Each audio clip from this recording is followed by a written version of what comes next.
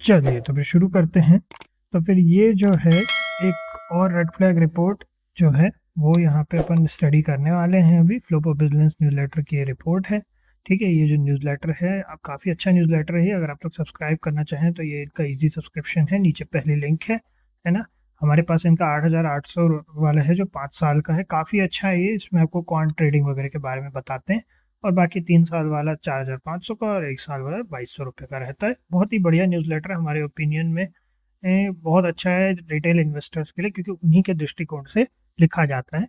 ठीक है, तो इसमें रेड फ्लैग रिपोर्ट है। अगर हम इसको सिंपल भाषा में बोले तो पैसा बचाओ रिपोर्ट है ये। जिनमें ज़्यादा रेड जो मतलब ये लोग रेड फ्लैग रिपोर्ट निकाल रहे हैं वो थोड़ा सा रिस्की कंपनीज हैं, थोड़ा नहीं अच्छी खासी रिस्की कंपनीज हैं उनकी है। बट हम शुरू करने के पहले इन्होंने भी ये डिस्क्लेमर दिया है तो हम आपको ये भी पढ़ देते हैं। और ओवरऑल ही है ना, समझने वाली चीज़ है कि ये कोई बाय सेल एडवाइस नहीं है। ये रिपोर्ट सिर्फ इंफॉर्मेशनल पर्पसेस के लिए है ना, किसी भी तरह की इन्वेस्टमेंट एडवाइस नहीं है। इसमें हमेशा स्टॉक मार्केट रिस्क तो होता ही है, बट अगर आपको कंसर्न करना ही है, ठीक है, तो हमेशा या तो अपनी रिसर्च बहुत थॉरोली कीजिए, जो आप यहाँ रिपोर्ट देखने के बाद खुद की भी रिसर्च कीजिए, और साथ में आप एक SEBI registered qualified financial advisor से भी कंसल्ट कीजिए। और एक क्वालिफाइड ना बड़ा जरूरी है, क्योंकि हमारे अभी रिसेंट टाइम्स में हमारे एक्सपीरियंस ऐसे रहे जहाँ पे सेबी रजिस्टर्ड एडवाइजर ने भी लॉस करवा दिए। अब वो उसके पीछे मेजर कारण है कि है ना काफ़ी ज़्यादा एग्रेसिव स्ट्रैटेजी यूज़ की उन्होंने।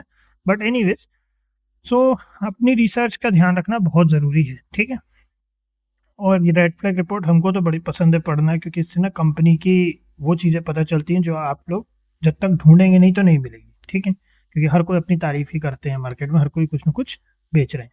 तो यहाँ पे अगर अपन देखें तो न्यूलैंड लेबोरेटरीज लिमिटेड की है, न्यूलैंड लैब की रिपोर्ट है ये।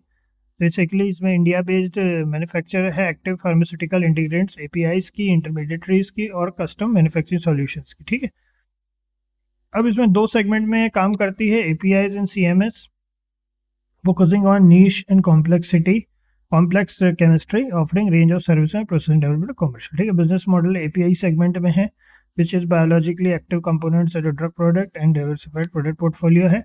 This strategy involves developing and manufacturing API। CMS की बात करें तो CMS में contract development and manufacturing services हैं, global pharmaceutical company। This includes custom synthesis of intermediaries and API for clinical trials। ठीक, अब ये हो गया। Company emphasizes R&D, focusing on development, processing of existing API and exploring novel chemical entities। ठीक, strengths की बात करें तो specialise in niche APIs and complex chemistry है, स्ट्रॉन्ग आर&डी कैपेबिलिटीज है, और स्टैब्लिश क्लाइंट रिलेशनशिप है जिसमें वेरियस ग्लोबल फार्मास्यूटिकल कंपनीज वगैरह हैं, degree of trust and reliability है, और रेगुलेटरी कंप्लायंस भी है। Strength in global regulatory company, example USA का एफडीए है, और यूरोपियन मेडिसिन एजेंसी है यूरोप साइड की, जिसमें कि बेसिकली नीदरलैंड ने सप्लाई रेगुलेटेड मार्केट्स। ठीक, अब इसमें क्यों केयरफुल रहना है इसको समझते हैं। Dependency of pharmaceutical industry cycle, तो इसमें क्या होता है, Neuland fortunes are closely tied with the broader pharmaceutical industry, changes in drug development pipelines and regulatory landscapes. ठीक, इंटेंस कंपटीशन है, हाईली कॉम्पिटिटिव है एपीआई और सीएमएस मार्केट दोनों ही। ठीक है, रेगुलेटरी रिस्क, ऑफ कोर्स दवाइयों के मार्केट में रेगुलेटरी रिस्क तो रहेगा। टेक्नोलॉजिकल ऑब्सोलेंस एंड आर&डी सक्सेस है, कंटिन्यूस इनोवेशन जरूरी है। Client concentration risk, while the company establish client relation, high reliance on few clients, substantial position है ना, बहुत सारे मतलब कुछ ही क्लाइंट्स के ऊपर बहुत ज़्यादा हाई रिलायंस करना भी रिस्की हो सकता है। फिर फॉरेक्स फ्लक्चुएशंस हैं, इंटरनेशनल मार्केट में फॉरेक्स फ्लक्चुएशंस हमेशा मैटर करते हैं। सप्लाई चेन वर्नेबिलिटीज हैं, reliance on specific raw material supplier and distribution in global supply can impact. ठीक है, ये रिलायंस जो तो इस पर उसी भरोसे रहने की बात हो रही है। ठीक है, रिलायंस कंपनी की रिलायंस की बात नहीं हो रही है। अब ग्लोबल इकोनॉमिक कंडीशंस हैं तो कोई डाउन टर्न इम्पैक्ट है हेल्थ केयर फार्मास्यूटिकल। ठीक है, कंक्लूजन वगैरह है यहाँ पे। अब अपन एक काम करते हैं, अपन इधर आ जाते हैं और एक चीज़ को देखते हैं। 14,931 रुपये का है ये, 14,931, 2.26% की रैली किया है आज। अब देखिए ऑलरेडी 90% जो रिटेलर्स होते हैं ना इतना महंगा स्टॉक लेते नहीं है। ठीक है, महंगा मतलब ओवरऑल ही महंगा है, ये ओवर प्राइस वाला महंगा नहीं, ओवरऑल ही है ना। तो इसीलिए हमने क्या हुआ ना, हमें पहले ही आइडिया था तो हमने उनके साथ जो एनालिसिस किया है, रेड फ्लैग्स कोई बहुत सीरियस रेड फ्लैग्स नहीं है ना। ये जितने भी आपने यहाँ रेड फ्लैग देखे आप इंटरप्रिटेशन पर है। ये रेड फ्लैग रिपोर्ट ऐसी होती है ना कि ये कोई बाय सेल रिपोर्ट तो होती नहीं है, तो ये इंटरप्रिटेशन पर है, हमें इसमें से कोई भी ऐसी चीज़ सुन के ऐसा नहीं लगा कि अरे यार कोई बहुत सीरियस है। अगर इनके कोई लॉ सूट वगैरह साइड का अभी तो इन्होंने नहीं किया है, बाकी ये लोग कंटिन्यूस रिसर्च करते रहते हैं। सेम कंपनी पे कल एक और रेड फ्लैग रिपोर्ट आ जाएगी तो उसमें वो कुछ एडिशनल इन्फॉर्मेशन प्रोवाइड कर देंगे, ठीक है। तो ये होते रहता है, ये हमने आप लोगों को बताया। बाकी ओवरऑल ऐसा है कि इसमें तो कुछ ऐसा सीरियस रेड फ्लैग हमको दिखा नहीं, तो कंपनी ठीक है। बस ये देखिए यहाँ पे, लेकिन ना ये जो प्रमोटर होल्डिंग है ना, लेस देन 50% का प्रमोटर होल्डिंग, हमारे लिए ये एक थोड़ा मुद्दा सोचने वाला है। अब ये हो सकता है कि ये आगे चल करके उसको एनालिसिस करें, आज तो इन्होंने कोई इस तरह की बात नहीं कही है। बाकी जो है ना, बाकी ओवरऑल जो है ना, ये थोड़ा सा एक सोचने वाला मुद्दा हो सकता है, ठीक है। एक बार अपन देखें तो ये है, एक सेकेंड, चलिए तो फिर कंटिन्यू करते हैं अपन। ये जो है ना, हमको इनकी रिसर्च रिपोर्ट का एक पार्ट 2 और आया था, इसके साथ 2 एक्चुअली में फाइल अटैच थी। तो ये दूसरी फाइल, ये पहली वाली फाइल अपन पढ़ रहे थे, ये जो है ना ये एक फाइल और अटैच्ड है। इसमें हमने एक चीज़ नोटिस की कि इन्होंने इसमें कुछ दूसरी चीज़ें और ऐड की हैं, जिसमें वैल्यूएशन वगैरह के बारे में और वीकली जो परफॉर्मेंस है उसको थोड़ा और अच्छे से बनाया है। हो सकता है अभी ये नया इन्होंने शुरू किया है, इस वजह से इन्होंने 2 फाइलें भेजी थी, तो ये दूसरी फाइल हमको मिल गई है। हमको ऐसा याद आ रहा था कि इन्होंने कुछ फाइनेंशियल इनके मैट्रिक्स की भी बात कही थी। तो हाई वैल्यूएशन इन्होंने इसमें कहा है, कंपनी का जो है significantly high price to earning ratio है over which is substantially higher than industry median, ठीक है। इंडस्ट्री मीडियन में जैसे सिप्ला, डॉक्टर रेड्डी वगैरह है, तो इसके मुकाबले हाई P/E रेशियो है। फिर उसके बाद प्राइस टू बुक वैल्यूएशन की बात करें तो हाई मल्टीपल्स इसमें है, ठीक है। अब recent weak financial performance, red flag इन्होंने इसमें भी दिया है इसको। तो रेड दिया क्या है, बेसिकली रेड फ्लैग रिपोर्ट ही है ना। तो इनके लिए ये ऑफ कोर्स इनका अपना, आप लोग इसको इंटरप्रेट कर सकते हैं अपने हिसाब से कि सीरियस है कि नहीं है, और इसके लिए कुछ नहीं करना, अपन इधर आ गए, ठीक है। तो अपन इधर आ गए और इधर अपन ने एक बार देख लिया, तो अपन इसको देखते हुए चलते हैं रिपोर्ट के साथ साथ में। हमेशा इसकी रिपोर्ट के साथ खुद का भी रिसर्च करने के लिए साइड बाय साइड ओपन रखे, ठीक है।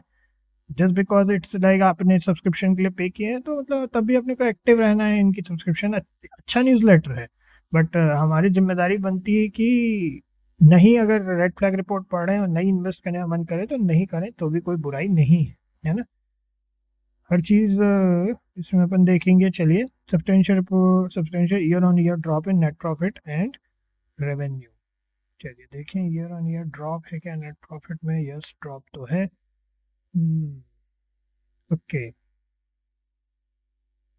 ओके, चल और देखते हुए चलते हैं, है ना। नैरोइंग मार्जिन्स हैं, डिक्लाइन हुआ है, टीटीएम है, 12 मंथ्स का जो है बेसिकली वो भी नेगेटिव में चले। Dependency of pharmaceutical industry cycle, intense competition, regulatory risk, ये सब अपने को इन्होंने पिछली वाली रिपोर्ट में ही बता दिया था। Other income contribution in earning, ये एक बात इन्होंने यही कही है। और एक और चीज, रिसेंट रेगुलेटरी वार्निंग है, कंपनी है recently received administrative warning from SEBI on July 13, 2025 concerning a violation of insider trading regulations by a designated person, specifically related to pre-clearance requirement. While the company has stated the incident does not materially affect its financial or operational standings, but no financial penalty was imposed, such warnings can raise concern about the corporate governance and internal compliance mechanism. ठीक है, of course it's open to interpretation report है ये, इसको अपन अपने हिसाब से interpret कर सकते हैं कि भाई क्या है। और इसमें the pros section highlights the earning substantial other income, ठीक है, बेसिकली।